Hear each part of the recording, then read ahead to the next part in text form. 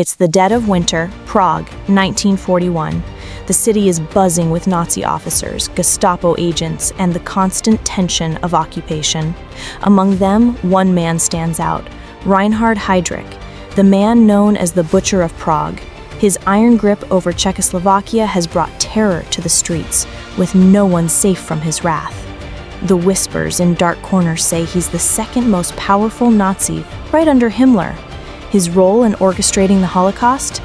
Unfathomable. His reputation? Beyond chilling. Now, imagine that a single bullet would tear through his world. But not just any bullet. This one would come from two brave resistance fighters, Jan Kubiš and Josef Gabčík, operating under the most daring, precise mission you could ever imagine. December 28, 1941. One shot. That was all it took. Reinhard Heydrich, the infamous man who lived to instill fear, was dead. But here's the kicker. You think this is the end? Oh no. This, my friends, was just the beginning. What team next? You wouldn't believe it. The Nazis, furious, bloodshot with rage, unleashed hell on an entire nation, targeting innocent civilians, burning villages, and executing anyone they could find, all because of one man's death. But who would pay the price? How far would they go to settle the score? That's where the story gets darker.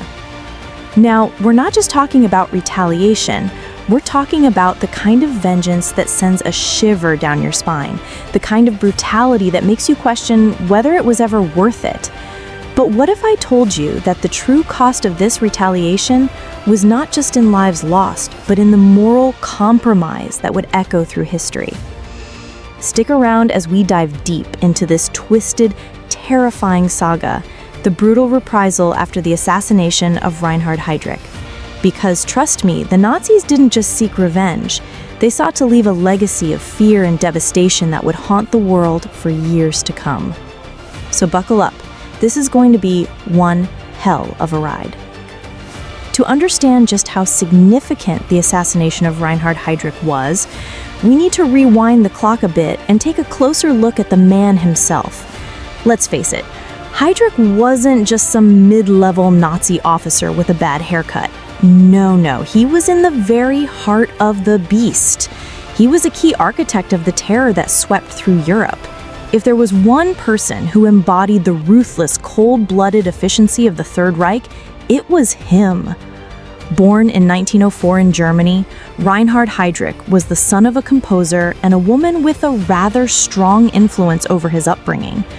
Raised in a family where discipline and ambition were key, young Reinhard didn't exactly grow up as the charming, charismatic type. Instead, he was more, how should we say it, intense? Heydrich was a man of very few friends, and those who did get close quickly learned that he had a very twisted view of the world. In the early days, he tried his hand at a variety of careers, from naval officer to a brief stint with the German Navy. But the true calling came when the Nazis were rising to power. The SS, at the time, was expanding its grip, and a young Reinhard saw an opportunity to join the ranks. And let's just say, he didn't exactly ease into his role. This man was made for cruelty. By the late 1930s, Heydrich's swift rise through the ranks of the SS, the dreaded Nazi paramilitary force, was nothing short of meteoric. By 1939, he was appointed head of the Gestapo, Nazi Germany's terrifying secret police. And this wasn't just some desk job. No, he wasn't just compiling reports. He was executing operations designed to instill fear in every citizen under Nazi rule. Now, if you've heard of The Final Solution, you know that Heydrich played a central role. He wasn't just one of the men who helped orchestrate the mass extermination of Jews, Roma, disabled people, and other groups deemed undesirable by the Nazi regime.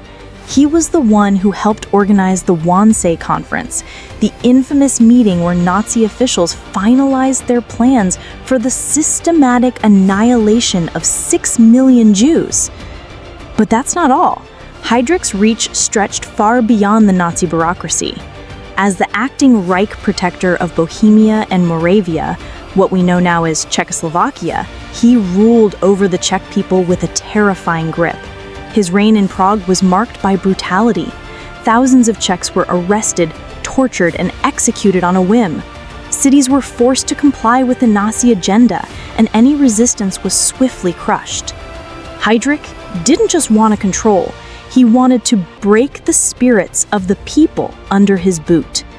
As he walked through the streets of Prague, the people didn't just see him as a Nazi officer. No, to them, he was the face of terror. The sound of boots marching behind him was a constant reminder of the nightmare he had brought with him. Heydrich's cruelty was so well known that some even said that he could smile while he sent thousands of people to their deaths, a psychopath with the aura of a cold, calculating monster. But despite all this power, all this fear, all this control, one thing remained clear. Heydrich was not invincible. And as much as he had terrorized Europe, there were those who dared to dream of putting an end to his reign of terror. Enter the resistance, and entered the daring plot that would shake the very foundations of Nazi rule. Now let's get into the heart of the story, the assassination of Reinhard Heydrich. Up until this point, he had been a symbol of unrelenting Nazi power, feared by everyone who crossed his path. But there were those who believed that he wasn't untouchable. Two men, in particular, decided that Heydrich's reign of terror had gone on long enough. Their names? Jan Kubiš and Josef Gabčík. And these two brave resistance fighters would carry out one of the most daring and dangerous assassinations in World War II. The mission to kill Reinhard Heydrich was known as Operation Anthropoid. And it wasn't something that was planned overnight. It was a meticulously organized operation, one that required nerves of steel, a lot of secrecy, and just the right timing. Kubiš and Gabčík weren't acting alone. They were part of the Czechoslovakian resistance, a group that had fled to Britain after the Nazi occupation of their homeland.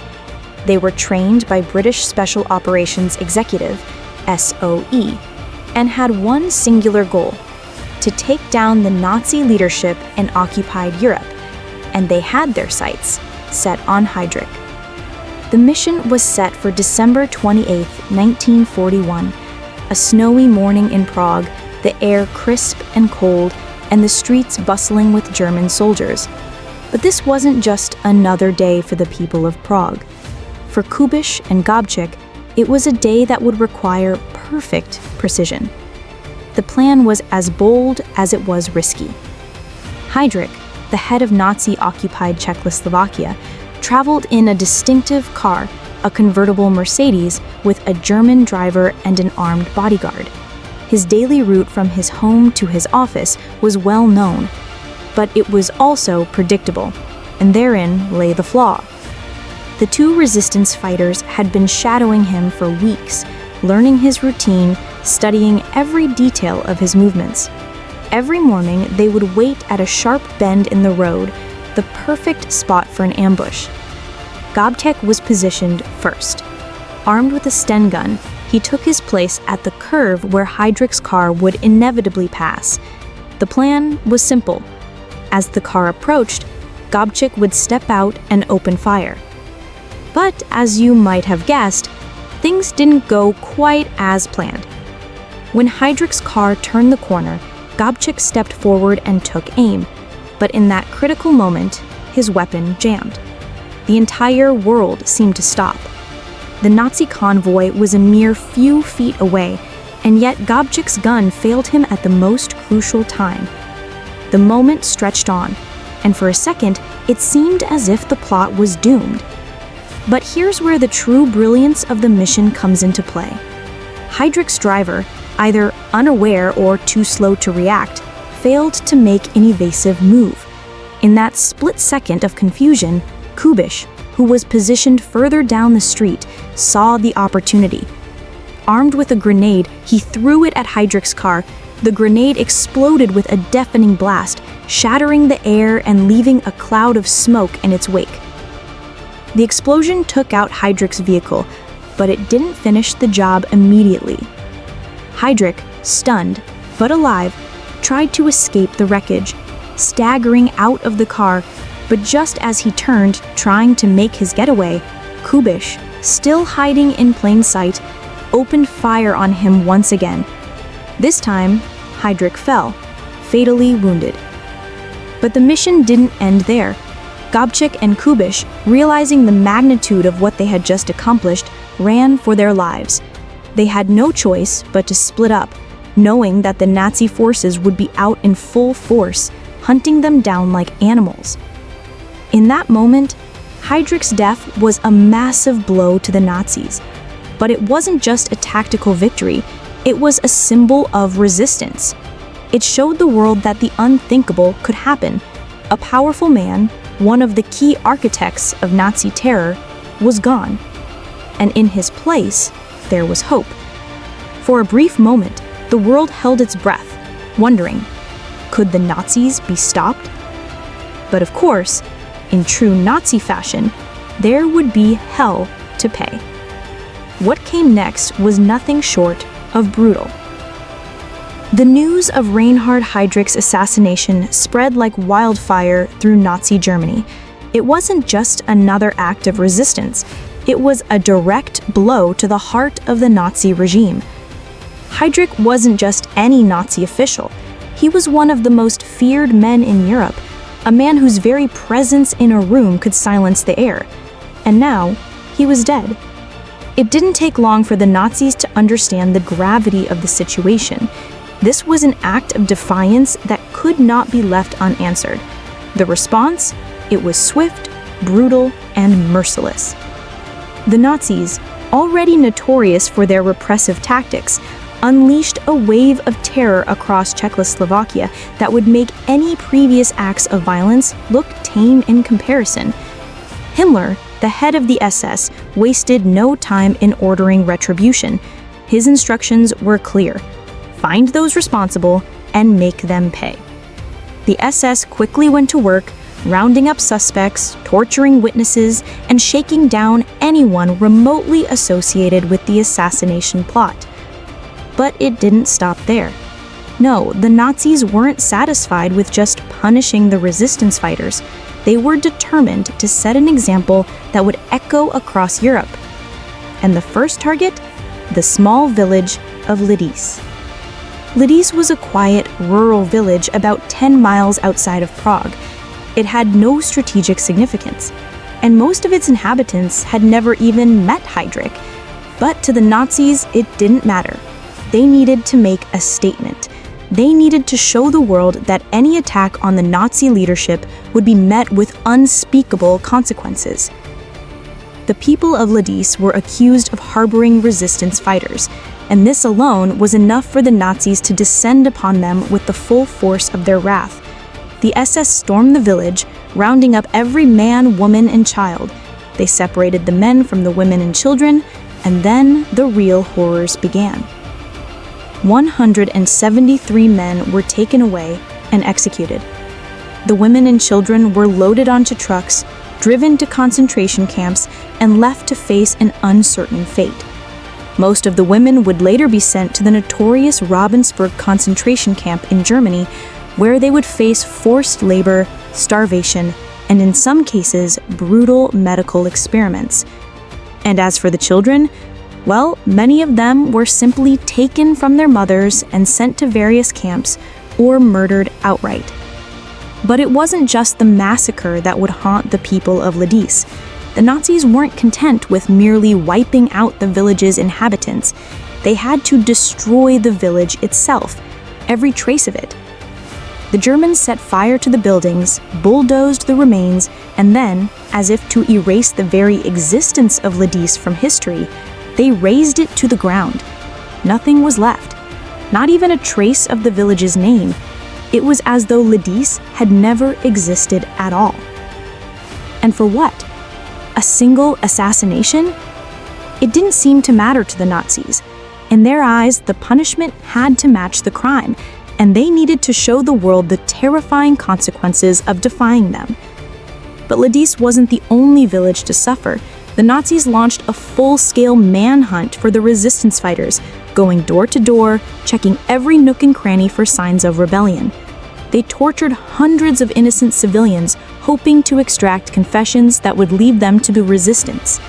It didn't matter who they were, where they lived, or whether they had any connection to the assassination. Everyone was guilty by association.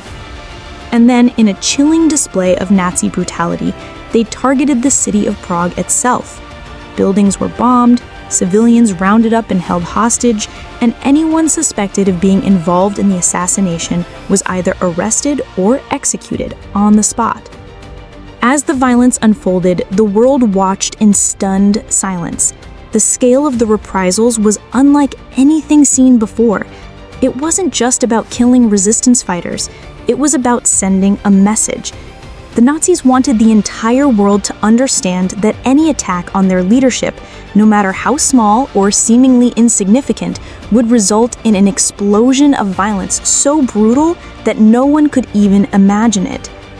But while the Nazis were determined to crush the resistance, there was one thing they hadn't counted on: the spirit of the Czech people. Even in the face of such overwhelming terror, many resisted. And though it would come at a tremendous cost, their bravery in the face of Nazi cruelty would inspire the world for generations to come. The massacre at Lidice was not just a reprisal, it was a calculated act of terror, designed to strike fear into the heart of an entire nation. In the eyes of the Nazis, the residents of Lidice were not just collateral damage in the war against the resistance. They were victims of a brutal ideology, a warning to anyone who dared challenge the power of the Third Reich. And what happened to Lidice, this small, unassuming village, became a symbol of Nazi barbarity, an indelible stain on history. The morning after Heydrich's assassination, Lidice was targeted with chilling precision. At first, the Nazis had no direct evidence that the villagers were involved in the plot, but to them, that didn't matter. Lidice was near Prague, and the sheer proximity of its inhabitants to the city made it a convenient scapegoat. The Nazis needed a village to punish, and Lidice would become the tragic victim of their collective wrath. The Nazis had one goal: to destroy the village entirely. The plan, orchestrated by SS Chief Heinrich Himmler and executed by Reinhard Heydrich's successor, Karl Hermann Frank, was ruthless in its simplicity. The SS had decided that anyone who was connected to the resistance in any way, whether directly or indirectly, would pay with their life. The first act of terror was to round up all the men in the village. On the morning of June 10, 1942, the SS soldiers, armed and brutal, stormed through the village. Every man, from the young to the elderly, was taken away at gunpoint. They were separated from their families, pushed into trucks, and driven to a nearby location, a small makeshift execution site in a nearby forest. There, in a series of executions that lasted for hours, 173 men were murdered. Some were shot in cold blood, while others were forced to dig their own graves before being executed. Their bodies were left in the open, unceremoniously discarded like refuse. The cruelty of it all was chilling. These were ordinary men, fathers, brothers, and sons, dragged from their homes and murdered in the blink of an eye for something they had no part in. And yet, to the Nazis, their lives had no meaning. They were nothing more than a message to the world: this is the price you pay for defying us. But the horrors didn't end with the men. The women and children of Lidice were separated, with the women taken to a concentration camp and the children sent to an uncertain fate. For the women, many were shipped off to Ravensbrück, a notorious women's concentration camp in Germany, where they would face forced labor, starvation, and in some cases, brutal medical experiments. As for the children, the Nazis, in their twisted cruelty, made no exceptions. Some were murdered on the spot, while others were sent to the gas chambers, or, in the case of a few who were deemed to be racially pure, were taken by the Nazis and forcibly integrated into German families. The idea was to erase any trace of Czech identity and replace it with the cold, calculated ideology of Nazi Germany. But the most brutal part of the retaliation, however, was yet to come. The Nazis didn't just want to kill the people of Lidice, they wanted to erase their very existence. After the executions, the village was razed to the ground. Every house, every building, every tree, gone. The Nazis set fire to the village, then bulldozed the remains to ensure that nothing was left behind. They even changed the name of the village on maps, erasing Lidice from history. In the coming days, the world would come to learn of the massacre. News of the atrocities spread, and while many around the world were shocked, others were not surprised. The Nazis had long been known for their brutality, but this was different. This wasn't just about wiping out a resistance cell or executing a few enemy combatants. This was about sending a message that would echo across Europe and beyond. And it wasn't just Lidice that suffered. Other villages in Czechoslovakia, suspected of harboring resistance members, were also attacked, though none would endure the full wrath that Lidice had suffered. But Lidice became the symbol. The Nazis used it as an example, telling the people that resistance, no matter how small, no matter how justified, would be met with indiscriminate violence. Yet even in the face of such brutality, the memory of Lidice never faded. Over time, the village became a rallying point for resistance movements across Europe. What the Nazis had hoped would break the spirit of the Czech people only galvanized them further. The story of Lidice spread far and wide, and the name became synonymous with resistance, courage, and the unbreakable will to fight against tyranny. Lidice was gone, but its legacy lived on, in the hearts of the Czechoslovakian people, in the hearts of the world, and in the minds of those who would never forget the price of defying a regime that sought to control every aspect of life. While the mass killings, the scorched earth tactics, and the general sense of terror left a profound mark on Europe, the Nazis were not just relying on brute force to maintain their dominance. In fact, the Nazi propaganda machine was just as crucial in reinforcing their grip on power as the violence itself. And make no mistake here, the Germans were masters at psychological warfare, using every available tool to twist the narrative in their favor. After Reinhard Heydrich's assassination and the subsequent reprisals, the Nazi regime launched a full-scale propaganda campaign to justify their actions, ensuring that the world, and more importantly, the German public, would see the retaliations as not just warranted, but necessary. They needed the masses to believe that what had happened wasn't just a senseless slaughter, but an act of righteous vengeance. Let's be clear here. The Nazis were experts at shaping the story.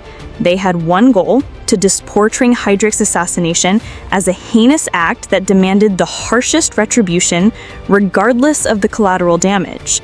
The deaths of hundreds of innocent civilians were carefully crafted into a narrative of self-defense, with Heydrich painted as a martyr for the Nazi cause. In their eyes, the bloodshed wasn't an atrocity. It was a necessary action to preserve the greater good of the Reich. The Nazis' press, which was tightly controlled by Joseph Goebbels' Ministry of Propaganda, immediately jumped into action. Newspapers, radio broadcasts, and posters flooded the German public with stories that painted Heydrich as a fallen hero. The Nazis portrayed his assassination as an attack on the very heart of Nazi Germany, framing the entire event as a declaration of war by the Czechoslovakian resistance, and by extension, the Allies. They portrayed the act not as the courageous deed of two resistance fighters, but as a cowardly, subversive strike aimed at destroying Germany's will to power. On the radio, Goebbels himself delivered impassioned speeches condemning the assassination, calling it a cowardly act of terrorism. He capitalized on the fear and uncertainty that naturally followed such an event, using it to stir up anger and rally the people behind the Reich's call for vengeance. In these broadcasts, Heydrich was held up as a hero of the Third Reich, a man whose loss was deeply mourned by the German public. But the most chilling part of Nazi propaganda was its ability to manipulate the psyche of the German people. In a nation that had already been subjected to years of intense Nazi indoctrination, the death of Heydrich was the perfect opportunity to reinforce existing narratives of racial superiority, victimhood, and unquestioning loyalty to the Führer. The message was clear. Any challenge to Nazi rule would be met with overwhelming force, and the people should be prepared to rally behind their leaders in times of crisis. The visual propaganda during this period was particularly effective. Posters featuring Heydrich, his visage now immortalized as a tragic hero, were plastered across Berlin and other cities. These images depicted him as a noble, stoic figure, ready to sacrifice everything for the Reich. The message: the Nazis were not the aggressors, they were the victims of an evil, cowardly act. On the flip side, the resistance fighters who had killed Heydrich were painted as traitors, cowards, and even agents of foreign powers. The Germans used the assassination to further demonize the Czech people, branding them as untrustworthy, violent, and ungrateful for the support the Nazi regime had shown them. The message was aimed not just at the people of Czechoslovakia, but at the world. This is what happens when you mess with the Third Reich. But perhaps the most insidious aspect of this propaganda campaign was how it capitalized on the psychological toll that the reprisals took on the average German citizen. As the Nazis ramped up their brutal retaliations, they made sure that every German citizen felt complicit in the retribution. This wasn't just about punishing those who had acted out against the Nazi rule. No. It was about ensuring that the population, both German and occupied, was continually reminded of the cost of resistance and the price they would pay for defying the Reich. And it worked. As brutal as the reprisals were, as grotesque as the atrocities became, the Nazi propaganda machine spun the story in such a way that the German population was left with little room to question the motives behind them. They were made to believe that the execution of innocent civilians, the mass destruction of towns, and the systemic terror were all part of the same righteous cause, the survival of the Nazi state. In the end, the power of Nazi propaganda wasn't just about crafting lies. It was about shaping perceptions and turning brutal acts of violence into something that appeared necessary, even justifiable. The Nazis knew that if they controlled the story, they could control the people, and controlled the narrative meant that the brutality of the reprisals could be painted as an act of righteous vengeance. As news of Heydrich's assassination spread like wildfire, it didn't just reverberate through Nazi Germany. It shook the very core of Czechoslovakia and beyond. For the Czech resistance, this act of defiance represented a moral victory in the face of the Nazi regime's overwhelming cruelty. It wasn't just about killing one man. It was about showing the world that resistance, no matter how small or seemingly insignificant, could strike at the heart of the Nazi beast. And for a brief moment, it seemed like the tide might turn. However, the repercussions were swift and brutal. The Czech people, already suffering under Nazi occupation, now found themselves at the mercy of a regime hell-bent on sending a message. In the wake of the Lidice massacre and the collective punishment inflicted upon civilians, the once proud Czech resistance had to reckon with the devastating consequences of their actions. But let's not mistake this for a moment of defeat. Despite the horrific reprisals, the Czech resistance remained undeterred. While their struggle against the Nazis would cost many lives, both of resistance fighters and innocent civilians, Heydrich's assassination became a rallying cry. It proved that even in the darkest days, there was still hope. Resistance could succeed, and perhaps, just perhaps, it could lead to the fall of the Nazi regime. The Czech resistance had always been there, operating in the shadows, doing everything they could to disrupt Nazi operations. But after Heydrich's assassination, their role was thrust into the international spotlight. They became symbols of bravery, sacrifice, and the enduring human spirit that refused to bow to tyranny. In the immediate aftermath, the Czech resistance fighters who survived the retaliations were forced to go even deeper underground. The Nazis, in their search for revenge, were relentless. They rounded up any suspects, tortured civilians, and set a terrifying example of what would happen to those who dared to challenge Nazi authority. But the message of defiance had already been sent, and it could not be undone. What's important to recognize here is that while the immediate consequences for the Czech people were devastating, the assassination gave rise to a sense of national unity. The Czech population, even those who had once been indifferent or fearful of the resistance, began to see that there could be no peace under Nazi rule. This collective realization played a significant role in strengthening the resolve of the resistance movement, even as they were being hunted down like animals. The Allies, too, recognized the significance of the assassination. For them, Heydrich's death was a monumental blow to Nazi leadership. Heydrich was one of the most feared figures in the Third Reich, and the fact that he was killed by two men who had little to no resources, no armies, no heavy artillery, was a testament to the resilience and courage of the resistance. The British, who had been training the Czech resistance in exile, viewed the operation as a masterstroke of guerrilla warfare. It was a symbol of hope for occupied Europe, proving that the Nazi regime was not invincible. The act itself galvanized the Allied forces, giving them a moral boost at a time when victories were few and far between. The mission, even though it resulted in horrific reprisals, was seen as a triumph for the resistance movement and for the idea of freedom. But let's not sugarcoat the reality. While Heydrich's death was undoubtedly a blow to the Nazis, the moral cost of the operation was staggering. The reprisals, the destruction of Lidice, the countless executions, the suffering of innocent families were a grim reminder that resistance in the face of tyranny often comes at a very high price. The question that looms is, was it worth it? From the perspective of the Czech resistance, the answer was clear. They knew that the risk they were taking could result in the deaths of many innocent people. They understood that the Nazis would retaliate with unthinkable brutality. But for them, the chance to strike a blow at the heart of the Nazi power was too important to pass up. Heydrich's death for them was a symbol of defiance, a reminder that even in the darkest times, there was room for hope and for action. For the Allies, the assassination was a much-needed victory in a war that had yet to tip in their favor. It was a reminder that even without the full might of military forces, resistance movements across Europe could still make a difference. And while the reprisals were horrific, the assassination created a ripple effect, a psychological blow to the Nazi regime, showing that they were not as untouchable as they thought. But there were those who questioned the morality of such an act. The destruction of Lidice, the execution of innocent men, women, and children. How could one act of resistance justify such a horrific aftermath?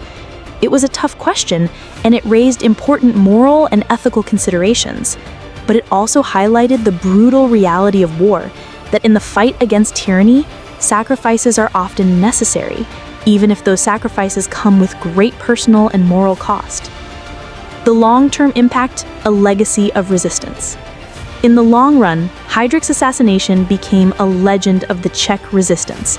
It wasn't just about the physical act of killing a Nazi officer. It was about sending a message to the world, and that message was heard, loud and clear. It inspired not just the Czechs, but resistance movements across Europe, showing that defying the Nazis was possible. The assassination also had a lasting impact on the morale of both the resistance and the Nazi regime. For the Nazis, the assassination was a personal loss, but it also marked a moment of weakness in their leadership. Heydrich was one of their most feared figures, and their death created a vacuum. For the resistance, it proved that the Nazi behemoth could be toppled, that hope was not lost, even in the face of such overwhelming odds. And while the Nazis may have wiped out Lidice from the map, they couldn't erase the memory of the village. Lidice would live on, not just as a symbol of Nazi brutality, but as a testament to the courage and resilience of the people who refused to bend to oppression. The assassination of Reinhard Heydrich didn't just mark a pivotal moment in the war. It became a turning point in the psychological and ideological battle between the forces of resistance and the Nazi regime. While the immediate effects, the brutal reprisals, the devastation of Lidice, and the deaths of countless innocent civilians were tragic, the broader legacy of the assassination would resonate long after the war ended. In the months following Heydrich's death, the Nazi regime suffered a deep sense of psychological blow. While they quickly replaced Heydrich with another figurehead, no one could quite fill the void he left behind. He had been a key architect of the final solution, a ruthless enforcer of Nazi policies, and one of the few men within Hitler's inner circle with the kind of authority that struck terror into the hearts of millions. His assassination exposed a vulnerability within the regime, one that, although it would be temporarily masked by the Nazi propaganda machine, was hard to ignore. The loss of Heydrich did more than just disrupt Nazi operations in Czechoslovakia. It shook the very foundations of Nazi power, revealing that even the most protected, most feared figures were not invincible. For the Nazis, this was a wake-up call. They had prided themselves on their control over the occupied territories, yet here was a situation where a relatively small resistance group, equipped with little more than courage and determination, managed to strike at the heart of their command. In response to this vulnerability, the Nazis increased their control over occupied territories and strengthened their repressive measures. But the death of such a high-ranking official left a crack in the facade of Nazi invincibility. The attempt to erase the memory of the assassination through violence and propaganda was ultimately unsuccessful. In fact, the repression made the regime seem all the more desperate, and for many in occupied Europe, the death of Heydrich became a symbol of hope, proof that the Nazis were not unbeatable. For the resistance movements across Europe, Heydrich's assassination became more than just a tactical victory. It served as a symbol of defiance, a rallying cry for those who had lived in fear under the Nazi occupation. The action showed them that resistance could succeed even against the seemingly omnipotent Nazi regime. The Czech resistance became a beacon of hope for other occupied nations. Their bravery in taking down one of the most feared men in Nazi Germany inspired similar movements throughout Europe, from the French Maquis to the Polish Home Army. Heydrich's assassination revealed that small acts of resistance could have a disproportionate impact on the enemy, and it encouraged even the most disillusioned to take action. Moreover, it encouraged other nations and peoples under Nazi control to see that their oppressors were not gods. They were men, vulnerable, just like anyone else. This realization fueled resistance efforts, not just in the final years of the war, but for many years afterward, as people living under totalitarian regimes continued to resist oppression with renewed vigor. The moral and ethical questions raised by the assassination of Heydrich continue to be debated by historians and scholars. Was it right to assassinate one man when the cost to innocent civilians was so high? The destruction of Lidice, the execution of thousands of civilians, and the suffering of so many innocent people in the wake of the assassination weighed heavily on those involved in the operation and on the broader resistance movements. Was the moral cost of such an action justified? For the Czech resistance fighters, the answer was clear. The assassination was worth the price because it struck a blow at the heart of Nazi tyranny. For them, it was a necessary evil in a world where the Nazis had shown no mercy, and the cost of inaction would have been even greater. However, the legacy of Lidice, the complete eradication of a village, the murder of innocent civilians, and the suffering of its women and children casts a shadow over the decision to carry out the assassination. While Heydrich's death may have seemed like an act of justice to many, especially those who saw it as part of a larger resistance effort, the violence that followed left a bitter taste.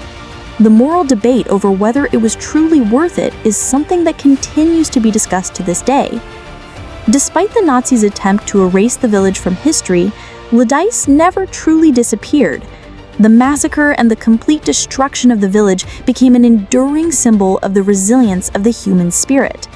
In the years following the war, the story of Lidice was told across the world, and its legacy would go on to inspire future generations. In fact, after the war, Lidice became a symbol of resistance and suffering. Memorials were built in the village, and in many places around the world, monuments were erected to honor the lives lost. The people of Lidice, though murdered and erased from the physical world, were immortalized in memory. The village's name would live on in the hearts of those who fought for freedom and justice. In the larger scope of the war, the repercussions of Heydrich's assassination were felt in the Allied war effort. The psychological blow it dealt to Nazi Germany and the way it galvanized the resistance played a significant role in undermining Nazi authority and morale. It reinforced the idea that the Allies weren't just fighting a military war, they were waging a psychological war against an enemy that was vulnerable despite its outward strength. Even after the war ended, the legacy of the assassination lived on in post-war Europe. The story of resistance against the Nazis would be passed down as a lesson to future generations. The ultimate triumph of good over evil was not just a military victory, but a testament to the power of individual courage in the face of overwhelming odds. As we come to the end of this story, we are left with a powerful reflection on the cost of war, the brutal consequences of defiance, and the unyielding resilience of those who refuse to bow to tyranny. The assassination of Reinhard Heydrich was a moment of intense courage and audacity, two men who dared to strike at the heart of one of the most brutal regimes in history. But it was also a moment of moral complexity, one that raised difficult questions about the price of resistance and the consequences of violence in the name of justice. The reprisals that followed, the massacres, the destruction of villages, and the execution of innocent civilians were a reminder that resistance against totalitarian regimes often comes at an incredible cost. The world watched in shock as the Nazis unleashed their fury, using Lidice as an example of what would happen to anyone who dared to challenge their authority. The sheer scale of the retribution left scars not just on the land, but in the hearts of the people who survived it. Yet, despite the overwhelming brutality, there was a glimmer of hope. Heydrich's assassination proved that even the most powerful figures could be brought down. It showed the world that resistance, no matter how small, could make a difference. That even in the darkest times, there was room for bravery and hope. The Czech resistance, though crushed under the weight of Nazi retaliation, inspired movements throughout Europe, and their sacrifice did not go in vain.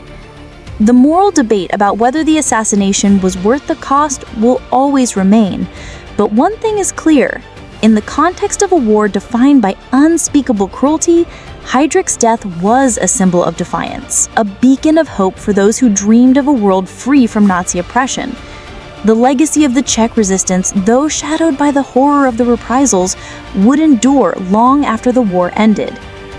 In the end, the assassination of Reinhard Heydrich serves as a powerful reminder of the brutality of war and the sacrifices made by those who resist.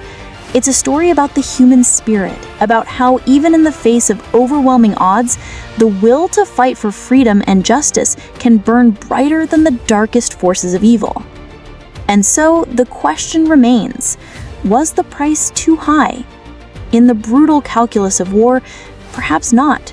The cost of not acting, of not resisting, would have been far greater. Heydrich's death, though tragic for so many, was a flicker of defiance in the shadow of Nazi tyranny. It was a brief, shining moment in a world gone dark, a moment that proved that no matter how evil the regime, no matter how cruel the oppressors, the will of the people can still strike a blow for freedom. As we look back on this chapter of history, we are left with a bittersweet understanding. In war, there are no easy answers, only hard choices, moral compromises, and the enduring hope that through it all, the spirit of resistance will never die. Thanks for watching. If you found this deep dive into history insightful, please give it a thumbs up, subscribe for more compelling stories, and share your thoughts in the comments below. What part of these stories impacted you the most? Until next time, stay curious, stay thoughtful, and keep learning.